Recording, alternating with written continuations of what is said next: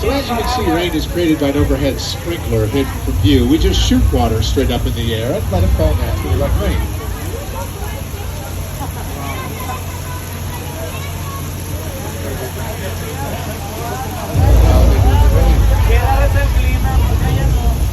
Problem is, when we get too much rain, it can lead to disaster in the form of flash floods, and we've got one headed right for us.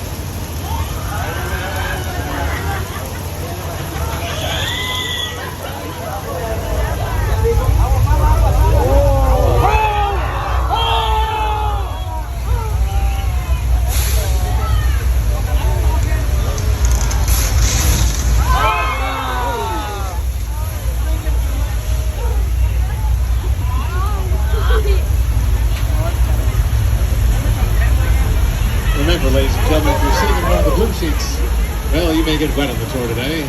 That flood was caused by dumping thousands of gallons of recycled water from large tanks in the hill. Here's what it looks like from actor Paul Giamatti's point of view in the comedy Big Fat Liar. ये बनाओ सुंदर सारी ये videos अपने पास